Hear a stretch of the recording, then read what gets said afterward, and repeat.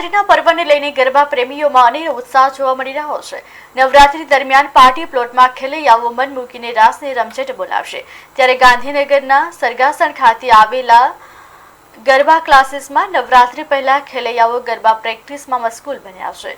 અલગ અલગ સ્ટેપ સાથે નવરાત્રીમાં ધૂમ મચાવવા માટે ગરબા રસિકો પ્રેક્ટિસ કરી રહ્યા છે અને પરસેવો પાડી રહ્યા છે અને આતુરતાથી નવરાત્રીની રાહ જોઈ રહ્યા છે, જેમાં નાના બાળકોની સાથે મોટી ઉંમરના લોકો પણ ગરબાની પ્રેક્ટિસ કરી રહ્યા છે।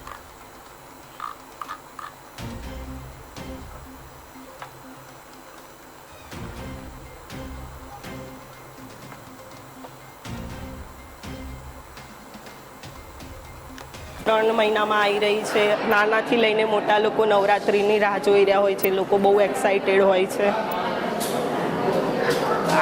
ગુજરાતમાં તમને ખ્યાલ હશે કે નવરાત્રિ આવતા જ લોકોમાં અનેરો આનંદ જોવા મળે છે, જે અત્યારે સરગાસણ ખાતે આવેલા રાધે ગરબા ક્લાસીસમાં તમે જોઈ શકો છો કે જે આપના લકી દેસાઈનું છે, જ્યાં નાના બાળકોથી લઈને યુવાનો તથા વડીલો રોજે રોજ ગરબાના તાલે આપને ઝૂમતા જોવા મળે છે। અને નવરાત્રિના ગણતરીના દિવસો એટલે કે 3 મહિના જ બાકી છે, ત્યારે રાધે ગરબા ક્લાસીસ કે જ્યાં રોજે રોજ ગરબાના નવા નવા સ્ટેપ્સ શીખવાડીને લોકોમાં અલગ અલગ સ્ટેપ્સનો આ રીતે રમાડવામાં આવે છે અને લોકોને એક ઉત્સાહમાં અને વધારો કરવામાં આવે છે।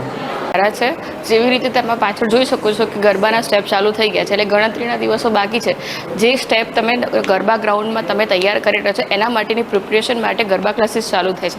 અમારા ગાંધીનગરમાં સરગાસણમાં આવેલું છે રાધે ગરબા ક્લાસીસ, જે ખૂબ જ સરસ સ્ટેપ, દરેક કોઈ બી સ્ટેપ હોય, નાના હોય કે મોટા હોય, દરેક વડીલ કે હોય નાના છોકરું હોય, દરેકને સરસ રીતે શીખવાડે છે। ચાચર ચોકમાં જે બી સ્ટેપ ત્યાં આગળ થતા હોય એ દરેક હોય, ગમે તે XYZ એ સરસ રીતે અહીંયા શીખવાડે છે।